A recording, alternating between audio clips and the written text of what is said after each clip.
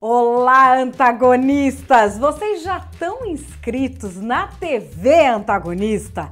Ainda não? Vocês precisam se inscrever para não perder as novidades. TV Antagonista tá ao vivo todos os dias agora, do jeitinho que vocês querem e pediram, às 11 da manhã e às 5 da tarde. TV Antagonista também tem, como vocês gostam, o Momento Antagonista com Cláudio Dantas e a reunião de pauta com todos os antagonistas, com Mário Sabino, Diogo Mainardi, Cláudio Dantas, que você também vê os pedacinhos das nossas edições ao vivo às 11 da manhã e às 5 da tarde. Não perca, não deixe de se inscrever, porque os inscritos recebem aviso todas as vezes em que a gente posta um vídeo novo ou entra ao vivo, seja nas nossas edições diárias ou num plantão especial. youtube.com/oantagonista. Inscreva-se! Olá, muito boa tarde! Está no ar a TV Antagonista, edição das 5 da tarde desta segunda-feira. Hoje é dia 27 de março de 2017. E hoje já avisa todo mundo que o antagonista Mário Sabino está ao vivo aqui nos nossos estúdios, comentando um monte de coisas, que hoje o dia está fervendo. A gente vai comentar os reflexos do que aconteceu e mais ainda do que não aconteceu nas ruas no dia de ontem. Será que os políticos vão perder o medo das ruas de agora em diante? A gente tem também a expectativa de que o ministro Herman Benjamin entregue hoje o seu relatório, o seu pensamento final, a sua decisão sobre a chapa Dilma Temer, algo que pode mudar completamente o rumo das coisas. A gente vai falar também de algo que não se sabe se é um planejamento ou se é uma bravata. Um dos nanicos da esquerda estaria planejando uma grande caravana no 1º de maio para impedir que Lula seja preso no depoimento que ele presta no dia 3 de maio a Sérgio Moro em Curitiba. A gente já falou disso aqui no Antagonista, mas agora eu arrumei para vocês o vídeo, porque parece até uma coisa meio fantasiosa, mas tem vídeo disso na internet. Nós vamos falar também de um caso cabeludo envolvendo Graça Foster. Lembra da Graça Foster, da Petrobras? Por onde será que ela anda? Exclusivo do Antagonista, Roberta Paduan vai vir aqui nos nossos estúdios para falar desse assunto. Você já se inscreveu aqui na TV Antagonista? Se ainda não, inscreva-se no nosso canal youtube.com/oantagonista. Se você tá no YouTube, é só clicar aqui, ó, na exclamação do Antagonista para você se inscrever. Quais são as vantagens da inscrição? Quem está inscrito recebe os avisos quando a gente entra ao vivo, de segunda a sexta, às 11 da manhã, às 5 da tarde, que assim você não perde nenhum programa, mesmo que tiver enrolada aí, enrolada no trabalho, tá fazendo alguma coisa, você recebe o aviso. Também recebe o aviso de postagem do Reunião de Pauta, do Momento Antagonista, dos plantões especiais da TV Antagonista, dos compactos da TV Antagonista, enfim, você recebe tudo em primeira mão. E agora vamos em frente, que tem uma manifestação lotada. Mas não é no Brasil, é na República Dominicana. Lá, você já viu aqui no Antagonista, a Odebrecht, quando ficou muito receosa de que descobrissem os detalhes das operações que ela fazia lá nos Estados Unidos, mudou o seu departamento de propinas para a República Dominicana. Mas parece que o pessoal de lá não está querendo muito a Odebrecht no seu território. Eles fizeram uma manifestação por muitas coisas, mas principalmente pedindo fora a Odebrecht. Vamos ver. Demandaron la suspensión inmediata de las operaciones de la firma internacional Odebrecht, entre otras demandas suscritas en el denominado Manifiesto del Cibao.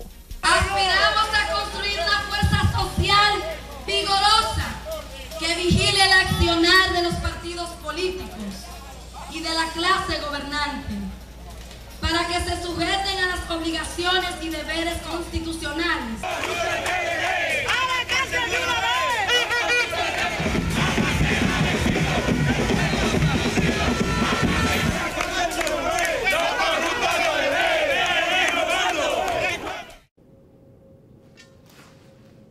Bom, essa é uma filmagem da TV NCDN, uma cadeia de televisão da República Dominicana.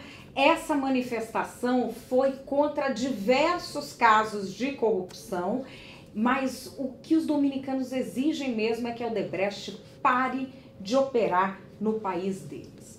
Agora vamos adiante, fazendo feira. A gente tem aí uma surpresa a cada novo detalhe dos depoimentos que foram dados no Tribunal Superior Eleitoral por executivos da Odebrecht.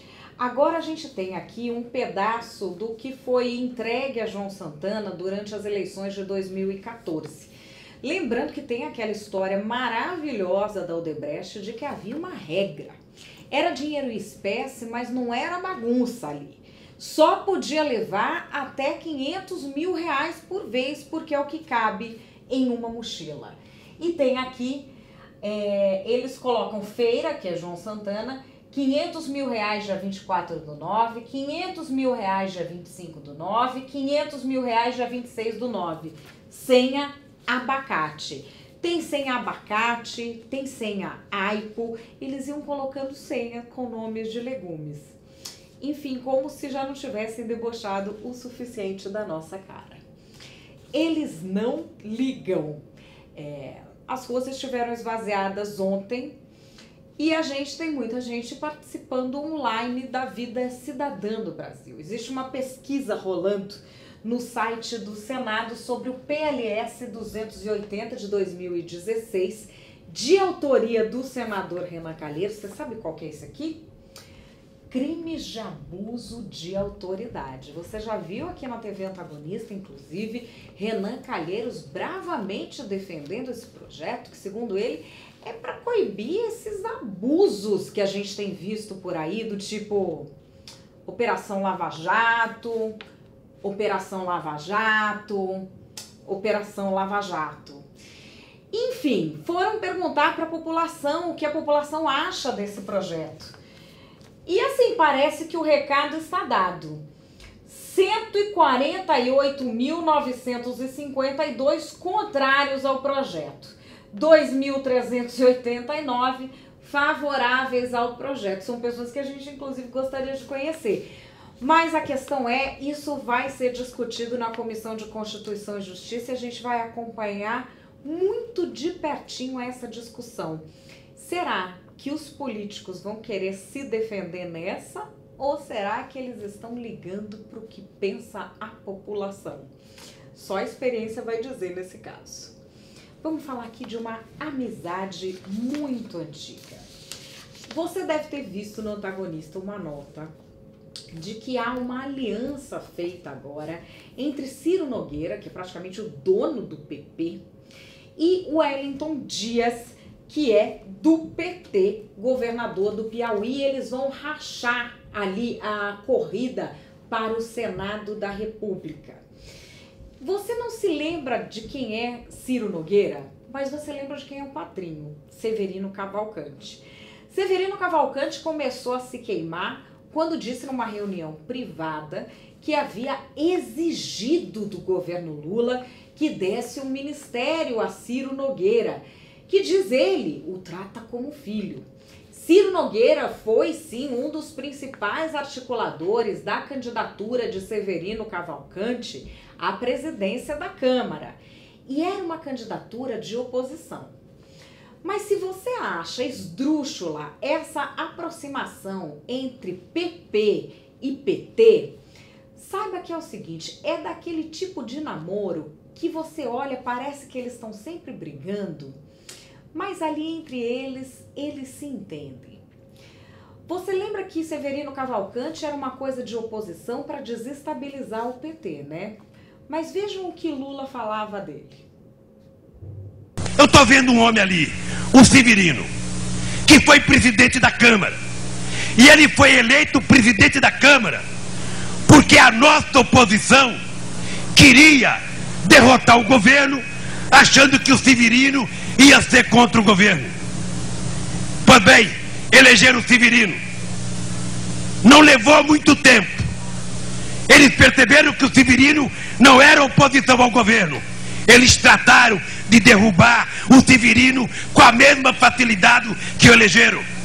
E certamente, aquela parte da elite paulista ou do Paraná que te convidava para fazer palestra toda semana, para falar mal de alguns projetos, hoje, se te encontrar na rua, não cumprimenta.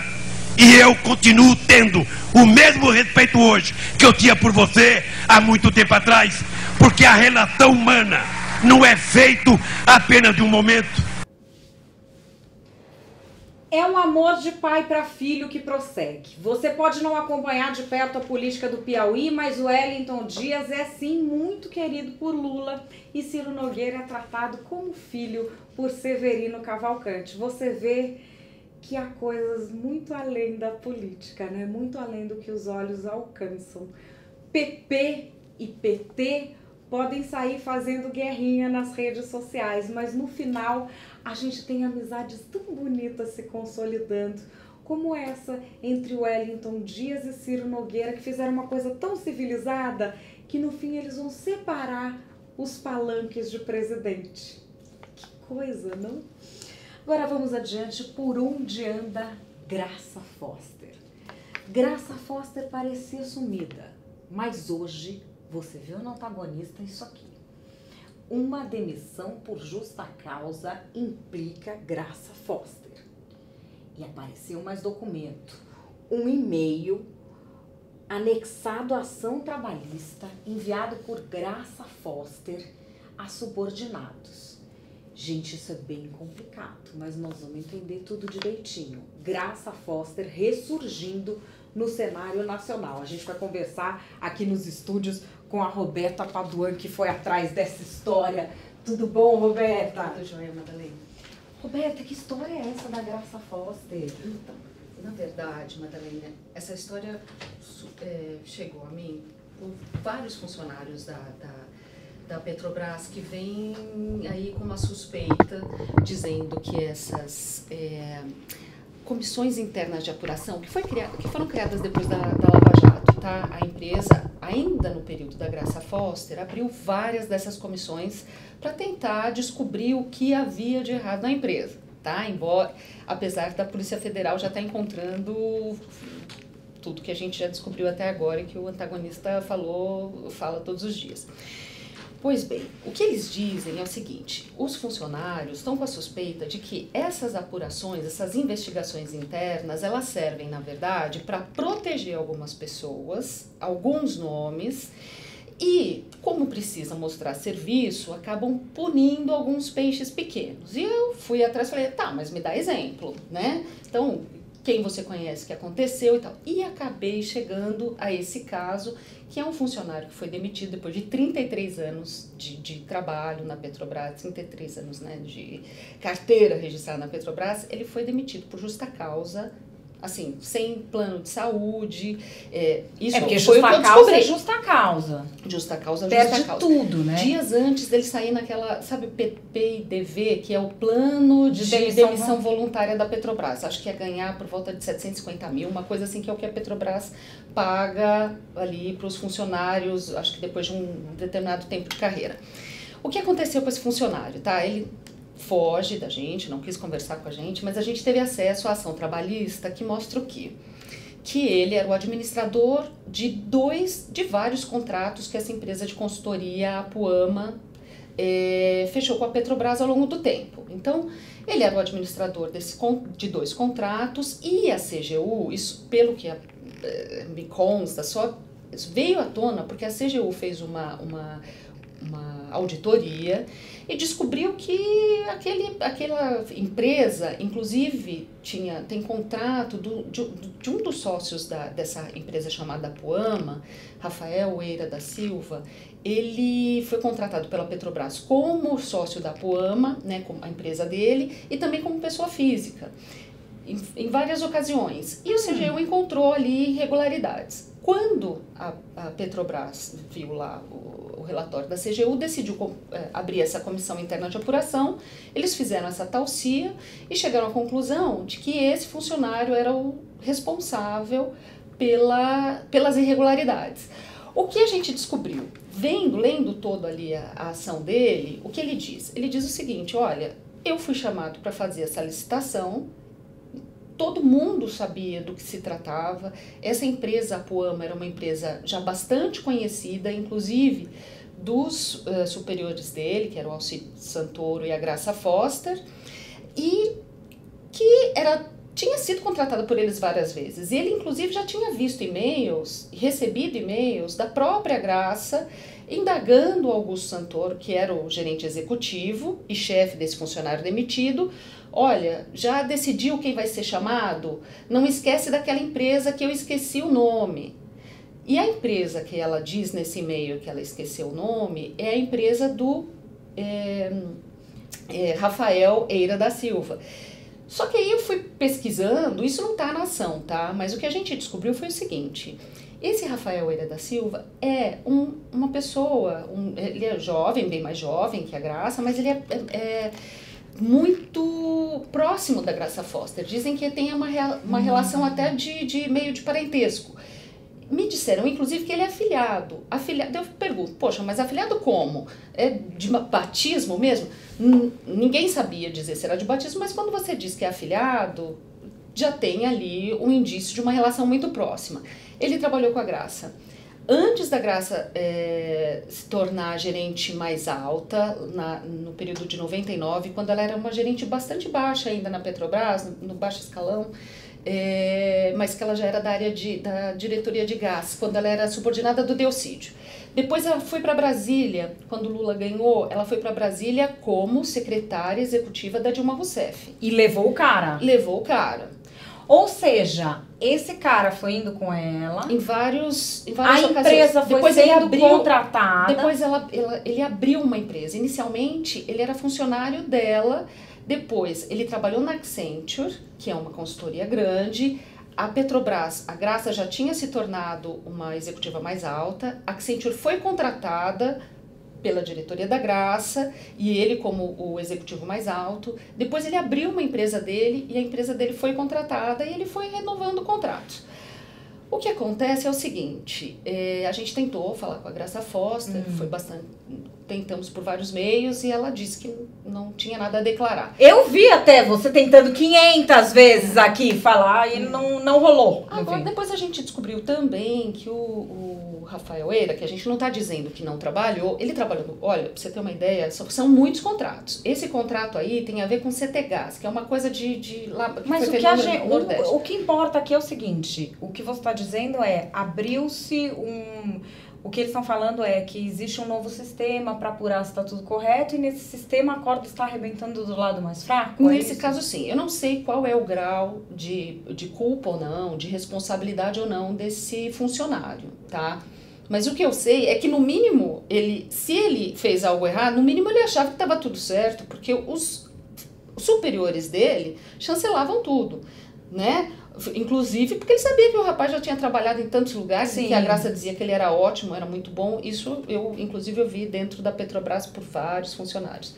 Ele teve contrato inclusive no Comperj, tá? No Comperj, que a gente sabe que é aquele desastre todo. Parece que era uma consultoria mais da área institucional, de falar com o prefeito e tal. A questão é a seguinte, os funcionários da Petrobras hoje têm essa suspeita muito forte. Eu falo com várias pessoas, eles dizem, olha, muitas dessas investigações estão protegendo pessoas do mais alto escalão e muitas pessoas que continuam lá. Graça Foster não está mais, o Alcide Santoro não está mais, mas muitas outras pessoas que eram subordinados deles, né, já do alto escalão da Petrobras, continuam lá. E alguns têm sido demitidos por justa causa. Dentro da Petrobras, acaba criando muito essa impressão. Estão dando um jeito de penalizar alguém para dizer, olha aqui o que eu estou fazendo, Polícia Federal, Ministério Público, olha aqui, né, sociedade, inclusive, tem gente sendo penalizada. Mas daí, nesse caso, você olha o processo desse rapaz, diz ali que ele estava até de férias quando passou o e-mail. E uma coisa mais grave é que ele foi convidado pela própria Graça Foster, que era a diretora. Ela fala, o fulano de tal foi convidado daquela empresa, como ela esquece o nome da empresa, mas o rapaz era uma pessoa muito conhecida dela, né? Sim. Ele é, inclusive, filho de um ex-chefe de gabinete do Guilherme Estrela. O pai dele é José Augusto, que foi o chefe do diretor, um dos diretores mais poderosos da Petrobras, que é de exploração e produção, né? Bom, essa história completa vocês vão ler com documentos no www.oantagonista.com. Roberta Padoan, obrigada, valeu! E ó, nós vamos continuar aqui com uma história que vocês estão pedindo na internet, que é o seguinte. Vocês estão pedindo pra gente essa história dos movimentos que querem levar o Moro, levar pessoas para a Justiça Federal para falar com o Moro, para escoltar o Lula. Que história é essa? A gente já falou disso no Antagonista, mas tem um vídeo que está circulando por WhatsApp, por tudo que é canto, e nós fomos atrás ver qual é a origem desse vídeo. Então eu vou mostrar aqui para vocês que história é essa. PCO contra Moro. PCO é o Partido da Causa Operária. Este Partido da Causa Operária tem um canal no YouTube que tem lá alguns assinantes, acho que 7 mil. E eles fazem um programa semanal de análises dos fatos da semana. E a última análise, eles fizeram até um bloco especial sobre o que deve ser feito no próximo dia 3 de maio, que é o depoimento do Lula a Sérgio Moro. Rui Costa Pimenta tem isso a dizer ao país. O Sérgio Moro chamou o Lula para Curitiba, mais ou menos com a seguinte intenção: se der, eu prendo. Isso daí não pode ser permitido pelo movimento operário, sindical, popular e tudo mais. Bom, como que Rui Costa Pimenta pretende levar isso adiante? Ele pretende organizar todo o país numa ampla caravana até Curitiba para escoltar o Lula. Eu falando assim, parece que eu enlouqueci. Então eu vou passar a bola para o próprio Rui Costa Pimenta, que está falando isso super sério. A nossa palavra de ordem, o que é? Organizar caravanas de todo o país, organizar um ato monstro em Curitiba, e as pessoas não devem cercar o Lula. Ele precisa ter 50, 60, 100 mil guarda-costas e ninguém pode chegar nem perto dele. A palavra de ordem tem que ser: não vai prender. Nós, inclusive, sugerimos aí, né? Não é uma palavra de ordem, mas é uma sugestão que seria bom deixar público. Aos dirigentes da CUT, eles estão discutindo o problema, estão analisando que o 1º de maio deveria ser em Curitiba. 1º de maio em Curitiba, faz-se um gigantesco acampamento e ali perto do prédio da Justiça do Sérgio Moro, já no dia 1º. 1º de maio, se não me engano, é uma segunda-feira, não é isso? Então, já a partir do sábado, e dia 3, a hora que o Lula for descer no aeroporto, milhares de pessoas lá, nada de prender. Nós não podemos abaixar a cabeça diante de um vigarista aí, que visivelmente trabalha para potências estrangeiras, né? Que é um verdadeiro tribunal de exceção que se criou no Brasil, prendeu o principal dirigente popular do país. Isso sem falar que Delúbio, Zé Dirceu, Vacari e tal, tem que se exigir a libertação dessa gente, coisa que também ninguém faz. Nós temos que entender uma coisa aqui nesse ponto, companheiros, da defesa do Lula. Vocês notam que a defesa do Lula é muito fraca. Levando em consideração a popularidade do Lula, você vê que o pessoal não se mexe. Não há campanha, não há nada. Quem vem a ser Rui Costa Pimenta? Para você que não é um fanático por horário político, eu vou começar explicando pelo seguinte. Quem é Pastor Everaldo? Você nem sabe quem é o Pastor Everaldo. Ele é do PSC e ele teve 780.513 votos. Eduardo Jorge, do PV, não tenho nada com isso, 630.099 votos. Levi Fidelix, Levi, 446.878 votos. Nesta mesma eleição, quantos votos teve Rui Costa Pimenta? 12.324. Então a gente não sabe ainda qual é a mágica ou poder sobrenatural que ele pretende utilizar para levar essas 50 a 100 mil pessoas até lá, já que ele não consegue colocar 12 mil votos nem na urna. Mas a gente, enfim, vai esperar para ver o que é que acontece, se essa mágica se chama Central Única dos Trabalhadores. E agora nós vamos adiante para comentar isso e outras coisas. Ele já está aqui nos estúdios, como você que acompanha a gente no Twitter já viu. Mário Sabino está aqui para comentar o que não houve nas manifestações. Boa tarde, Boa tarde, tudo bem? Todos. Ô Mário, já tomei mó pau aqui de manhã porque falaram que eu sou contra até o Sérgio Moro. Contra o mundo, porque eu falei que não tinha ninguém na manifestação. Eu tava lá, eu não posso mentir. Olha,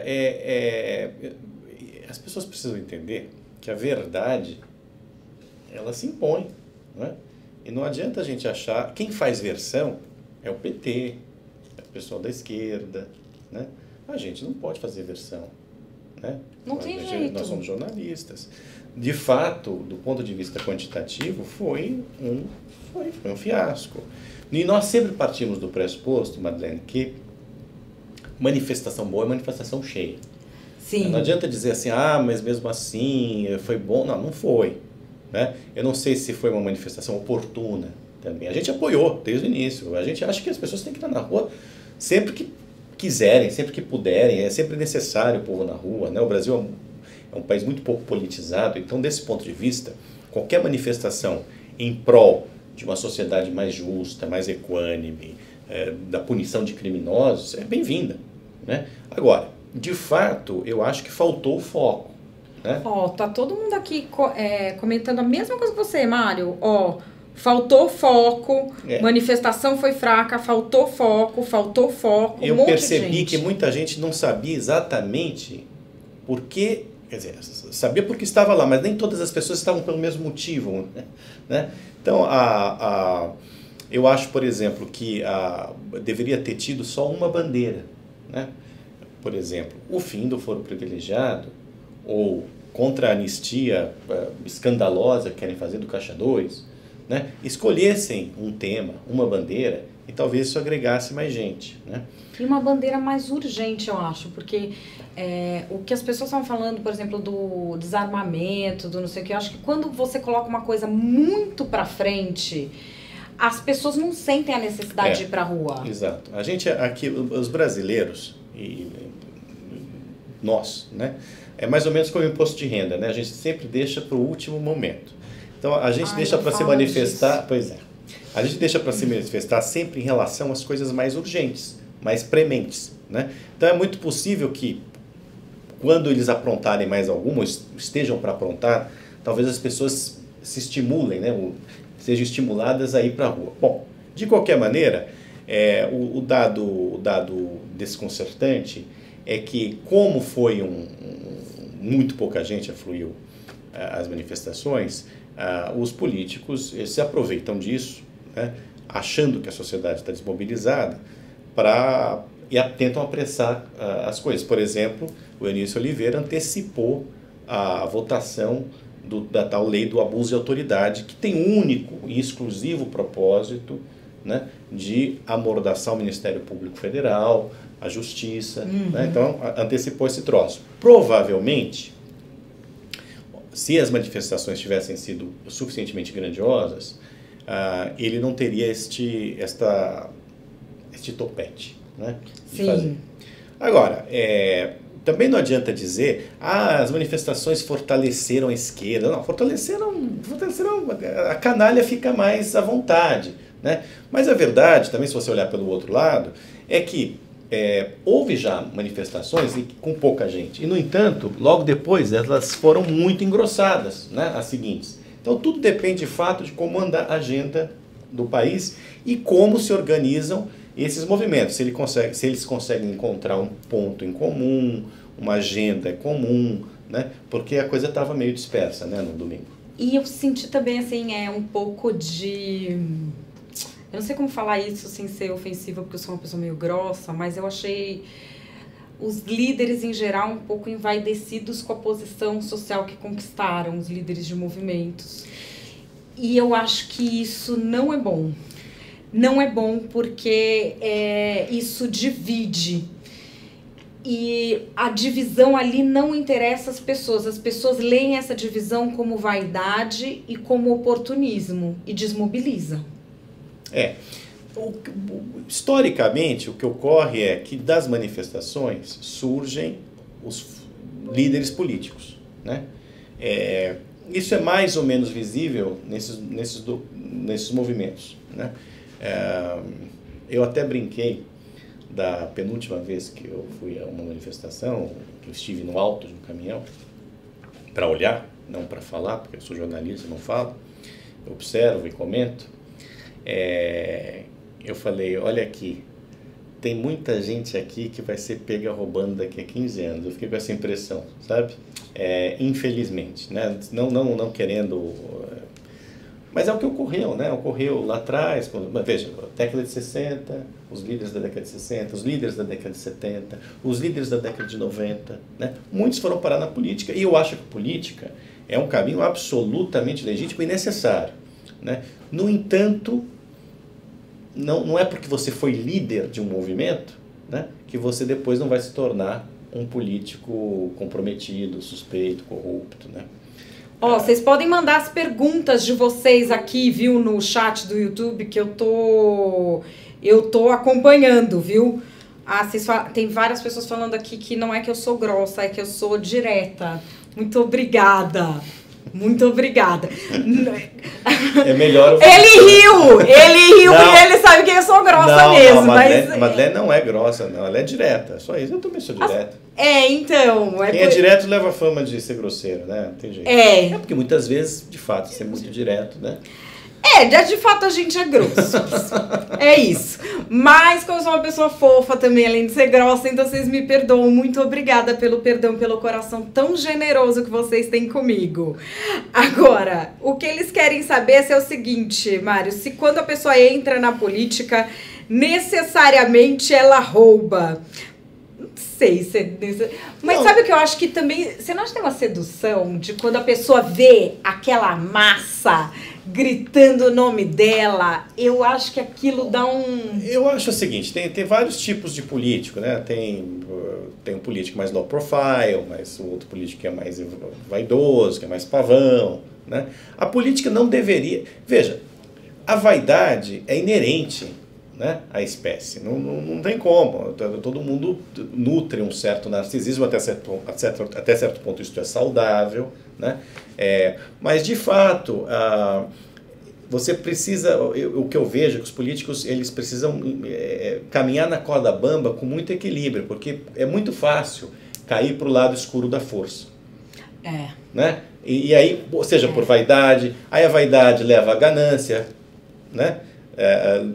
A ganância leva à desonestidade, né? Então, assim, é uma sucessão de pecados, e muitos deles capitais, né, que você tem que tomar cuidado para não cair. Eu acho que em todos os campos da atividade humana você tem que tomar cuidado para não cair no lado escuro da força. No lado escuro da força. No entanto, na política isso é mais fácil, né? É mais fácil. Então, assim, não é necessariamente um político que se torna corrupto, porque senão a política, a gente estaria aqui deslegitimando a atividade política. A atividade política ela é necessária. Aliás, é o que falta no Brasil, é política. O que a gente tem é muito acordão, muito conchavo, espúrio, muita desonestidade. O que isso não se faz é política. Né? Você vê hoje, o que acontece hoje no Congresso? Os políticos estão tentando escapar ou melar a Lava Jato. Eles não estão preocupados com o Brasil, com as questões mais prementes. Veja o que está acontecendo na reforma da Previdência, estão fazendo um populismo desgraçado, não estão explicando para a população a necessidade dessa reforma, até que ponto ela é vital, né, para o Brasil. Não, ficam usando isso como instrumento de pressão e chantagem entre eles, entre os diversos partidos ou com o governo, né, e estão mais preocupados do que nunca em escapar da Lava Jato. Então isso não é política. Eles estão usando a coisa da reforma da Previdência. Eu acho que eles estão usando todos os temas que mexem com a população para tentar garantir o próprio foro privilegiado de um jeito ou de outro. O que está acontecendo agora o que eles visam em 2018. Por exemplo, muitos senadores. Eles vão virar tudo deputado, eu acho. Então, como o Senado é eleição majoritária, ou seja, você precisa de muito voto para ser eleito, eles estão escapando, vão tentar escapar para a Câmara. Então vão tentar se eleger deputados, né? Porque você precisa de menos voto.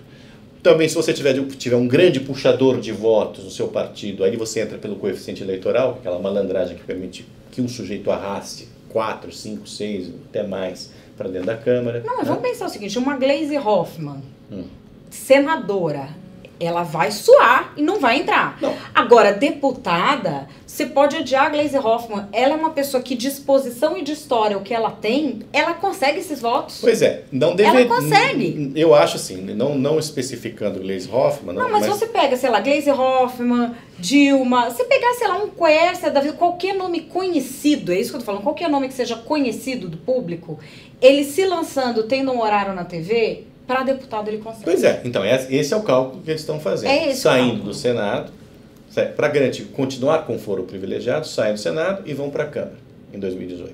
Né? E também tem o caminho contrário, daqueles que estão na Câmara, né, e que não estão contaminados pela Lava Jato e que adquiriram aí, conseguiram arrebanhar um bom público, um público cativo, né, que vão sair da Câmara e tentar o Senado. Mas nada disso é política na acepção mais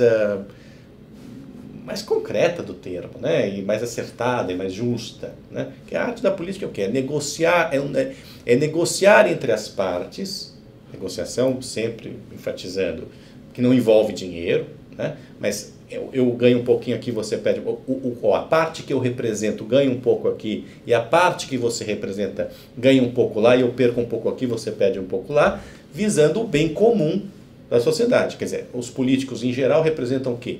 Partes, por isso que o nome é partido, né? Uma parte que representa, sei lá, um setor mais à esquerda, outro setor mais à direita, categorias profissionais, né? Visões de mundo diferentes, que não sejam necessariamente de direita ou de esquerda, mas enfim, só discordem em relação a determinados pontos. Enfim, os partidos são partes de um todo que deve ser privilegiado no final da negociação política. E o todo é o Brasil, no caso, né? Isso se perdeu, isso ninguém mais está ligando. Né? O povo aqui, olha, está fazendo pergunta direto sobre a tal história do Estatuto do Desarmamento. Eu sou contra o desarmamento, Marlene. Por quê? Porque se você for notar, não é desarmando o cidadão que você vai diminuir a criminalidade. A criminalidade no Brasil não está ligada à arma que o cidadão de bem tem. São armas que entram pelas fronteiras porosas brasileiras, né, que vão alimentar o tráfico, né? O cidadão não tem um AK-47, certo? Não é verdade. Não tem. Né? É óbvio que você... mas muitas armas são roubadas de cidadãos. Sim, mas é uma pequena fração. O armamento pesado de que dispõem os bandidos brasileiros entra via contrabando. Não é a arma do cidadão de bem né, que está alimentando a criminalidade do Brasil. Então eu sou contra o desarmamento porque ele não é efetivo, certo? Ele tira um direito do cidadão, né? Eu não tenho arma, não pretendo ter arma, veja, não sou um sujeito que ande armado. No entanto, eu entendo perfeitamente a preocupação deste cidadão que tem a sua arma, que acha que tem que ter a sua arma, né? e que o governo quer desarmar. Não acho que seja atributo do governo desarmar ninguém. Entendeu? E não acho que seja causa de criminalidade a arma que está... Acho não, tenho certeza que não é, as estatísticas mostram. Não é a arma do cidadão comum que alimenta a bandidagem. Eu acho só que as coisas do desarmamento também causou uma fantasia enorme na cabeça das pessoas de que ter uma arma em casa será capaz de substituir a calamidade da ausência de ação do Estado na segurança pública. Você tem toda a razão. Porque assim, quem realmente é treinado e sabe usar a arma, sabe que se você estiver dormindo, você pode ter o treinamento que for, que se entrar alguém no quarto do seu filho, não vai ser a sua arma que vai resolver. Os nossos governantes têm de assumir a responsabilidade de tomar vergonha na cara, de botar essa situação da segurança pública em ordem. Mas são duas coisas diferentes aí. São. Uma questão é a questão do armamento ou desarmamento como teoria. A outra coisa é se isso vai resolver a questão da nossa segurança pública como um todo. Olha, o país mais armado do mundo, Estados Unidos da América, com população armada, isso faz parte, está na gênese da formação dos Estados Unidos. Está na Constituição dos Estados Unidos. Está na Constituição americana. Tá, você pode ter ali áreas mais complicadas, mais conflagradas, etc. Mas, no entanto, tem um índice de homicídios muito mais baixo que o brasileiro. É um índice dentro dos do país, né? Dentro dos parâmetros civilizados. Então não é a arma que causa esse tipo de... não é causa de criminalidade. Agora, você abordou um aspecto interessante. O que é o Estado? Né? O Estado, entre outras coisas, é um ente que ao qual a sociedade delega o monopólio da violência. Ou seja, pra gente aqui, a gente entra aqui numa disputa, pra gente não se matar, a gente tem o que? Tem a justiça, que faz a mediação, e tem o Estado que tem o monopólio da violência, certo? Então é o Estado que cabe proteger o cidadão de criminosos, de bandidos, seja o que for, né? E no plano internacional, evidentemente, de agressões externas, né? Então o Estado tem o monopólio da violência e deve exercê-la dentro dos limites constitucionais. E o atributo do Estado é fornecer segurança ao cidadão. Sim. A questão da arma é assim, para exceção da exceção da exceção. Claro. Não é para essa violência, para essa criminalidade que a gente vive. Isso é uma aberração que vai... Agora, sabe o que eu acho? É uma ideia, né, fora do lugar. O Brasil tem tantas prioridades que, se de fato, o Estatuto do Desarmamento não deveria estar na pauta, nem dos políticos. Né? E nessa manifestação eu acho que prejudicou. Talvez possa ter prejudicado também. Né? Eu acho que gera um debate muito grande, porque é uma questão tão apaixonante que ela esvazia os outros. O pessoal está querendo saber o que é que você acha de candidatura avulsa, sem partido. Eu acho veja, eu acho que deveria, eu acho que o cidadão poderia se candidatar de uma maneira avulsa. No entanto, a pergunta que a gente tem que se fazer é, e depois? Você elege um candidato avulso, que não tem um partido, e como é que ele vai conseguir impor a sua agenda, o seu programa? Não é? É por isso que existem os partidos. Né? Então, assim, desse ponto de vista, eu acho pouco efetivo você ter candidaturas avulsas. Eu não sou contra, em princípio, né, mas eu acho pouco efetivo, ou nada efetivo. E aí, o que vocês estão perguntando? Voto distrital. Voto distrital, gente, posso falar uma coisa? Eu sou a favor, mas eu queria ver quem é que vai... Eu queria dividir os distritos. A questão é essa. Nós vamos dividir os distritos, Mário e eu.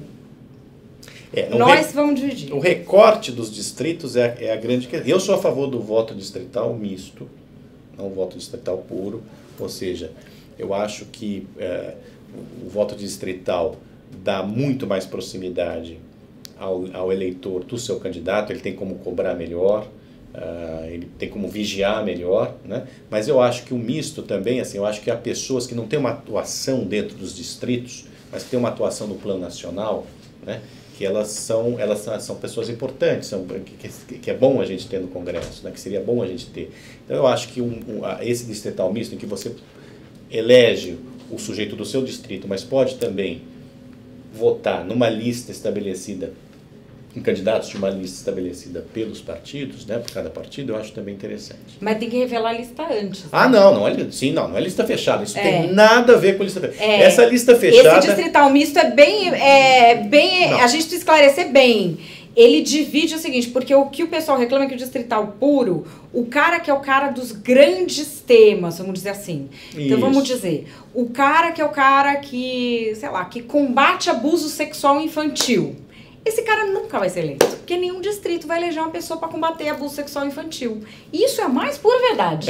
Não vai eleger. Um grande tema econômico. Um grande tema econômico. É o cara que é a favor da abertura comercial do Brasil. Da macroeconomia. Não vai ser eleito. Mas isso não tem nada a ver com lista fechada. Mas aí ele ficaria numa lista que é aberta, que você vota sabendo antes quem é o cara. Não é? Exatamente. E é meio a meio. Aí, isso na Alemanha é assim, não é? Me parece que sim. Não é meio a meio, 50-50, tá, gente? Mas é um pedaço tem uma proporção boa. Um pedaço do outro. E você elege dos dois tipos. Você elege gente que atende a própria casa, a própria vizinhança, e você elege gente que é o cara daquela bandeira. Também aí não dá pro cara se eleger com saúde e querer virar defensor de animal no meio do caminho. Ah, não, claro. E aí tem o histórico do sujeito, evidentemente a atuação que ele teve, né? Você tem um sujeito ficha limpa, evidentemente. Agora, a lista fechada é mais um estratagema dos políticos para fugirem, para manterem o foro privilegiado, né? E tentarem fugir da Lava Jato, da primeira instância. Essa lista fechada é um escândalo, tá? Você ter uma lista fechada que o partido estabelece e você vota nessa lista fechada. Ou seja, o torpedeamento da noção mais basilar de democracia. Você não vota no candidato, você vota numa lista fechada, sendo que você não escolheu os candidatos que estão nessa lista fechada. Então, assim, é uma estrovenga. Pra gente terminar, o negócio do Herman Benjamin. A decisão do ministro Herman Benjamin. O relatório dele. O relatório do ministro. Ele é relator do caso, vamos lembrar, da cassação, da ação que pede a cassação da chapa Dilma Temer no TSE.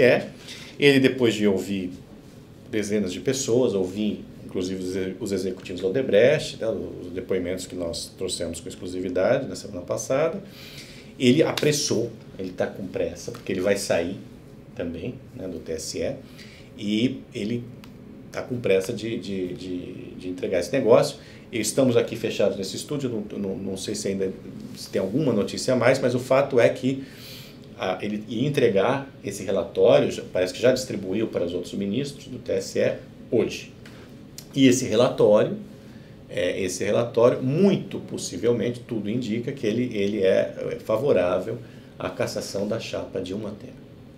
Agora, pelo que eu sei, uma coisa é o critério de Herman Benjamin. Porque assim, o Herman Benjamin vamos dizer, é aquele pai rígido, né? Vamos falar como se fosse uma família. O Herman Benjamin é aquele pai a ferro e fogo. É aquele pai que fala para você voltar 10 horas para casa, 10 horas não é para voltar 10:01. Não é isso? Ali já tem, assim, outros pais que, por exemplo, você bebe à noite, ele te buscaria de helicóptero no condomínio do seu amigo. O TSE... Tem gente que fala assim, mas pra quê? Pra que vai também criar essa encrenca? A composição do TSE, você sabe que é melhor do que eu, que é uma composição muito política, né? Inclusive tem indicação do presidente, advogado, né? Não é magistrado, tem muita gente lá que não é magistrado, que é advogado. Enfim. É eclético. Eclético. Pode sair qualquer coisa dali. O que a gente sabe é o seguinte, o Herman Benjamin esse relatório deve pedir a cassação, deve vir um relatório duro. né? Como a gente já disse aqui, vão empurrar esse negócio. A tendência é que se empurre, por mais que ele tenha antecipado isso, a tendência é que eles posterguem, né, o julgamento. O relator vai fazer o dele, isso nós sabemos. O relator vai fazer o dele, está fazendo rápido. Eu acho que tem ali um esforço dele tentar se fazer acompanhar pelos ministros que estão saindo, né, que parecem ser, porque foram até indicados pelo PT e agora querem caçar. Para caçar o Temer tem que caçar a Dilma. Você vê como é que o jogo político é curioso no Brasil, é peculiar, né? Então esses ministros ou ministras podem acompanhá-lo, mas a tendência é que isso seja empurrado, porque o ministro pode pedir vista, né, e deve fazê-lo, né? E vai ficar esse negócio, como a gente disse já aqui, eu tendo a crer, até o final do mandato do Temer, ou até muito próximo ao mandato do Temer.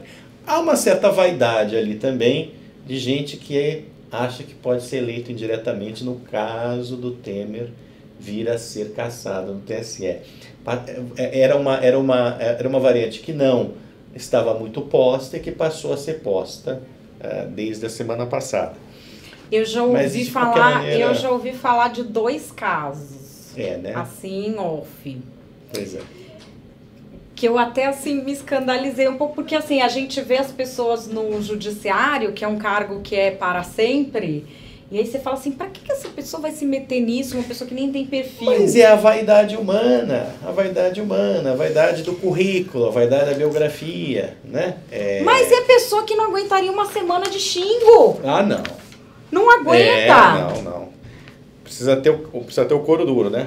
Olha, nada de novo do Herman Benjamin. Nossa produção veio trazer aqui. Pediu 48 horas para marcar julgamento de Dilma Temer. O que isso quer dizer? Não sabemos, mas vai esperar mais. Ainda não tem nada de novo. E temos agora que saiu no Antagonista, acabou de sair, que Angorá aparecem novas planilhas da Odebrecht. Muito bem. Você sabe que a gente tem 2 Angorás, né? Tem o Angorá Eliseu e o Angorá Moreira Franco, né? Mentira! Mas como que o Eliseu vai ser Angorá? O Padilha também tinha um apelido de Angorá. Posso estar enganado. O Moreira eu entendo ser Angorá. Mas tinha ali em algum momento o Padilha foi citado como Angorá. Mas esse Angorá aí, eu acho que é o Moreira Franco, né?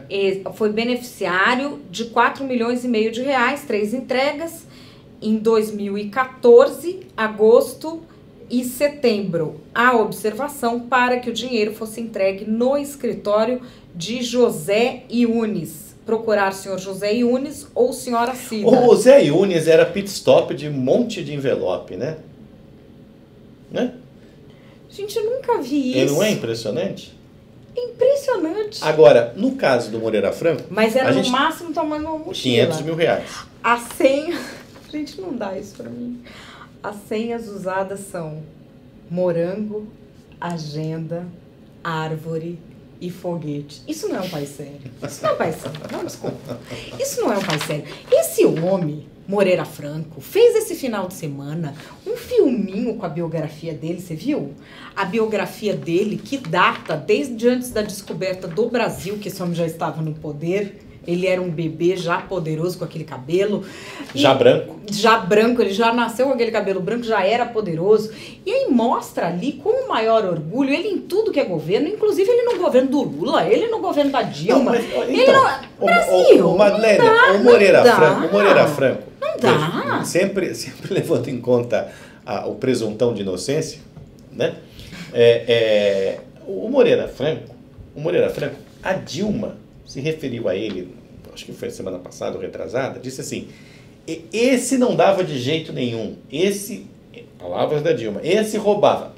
O que me fez pensar também o seguinte, se a presidente sabia que um sujeito roubava e não pôs a boca no trombone e não tomou providência a respeito, prevaricou, né?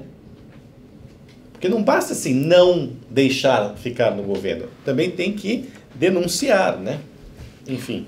Ou ele manda mais do que ela, né? Ou isso. ele não tem lá um gabinete melhor que o do Temer? Ele não tem uma mesa lá que foi do JK? Pois é, eu mas fiquei parece que tem mais assessores do que o Temer, né? E eu soube que ele mandou trazer uma mesa que era histórica lá. De quem que foi a mesa que esse homem trouxe? Que trouxe de lá do patrimônio histórico?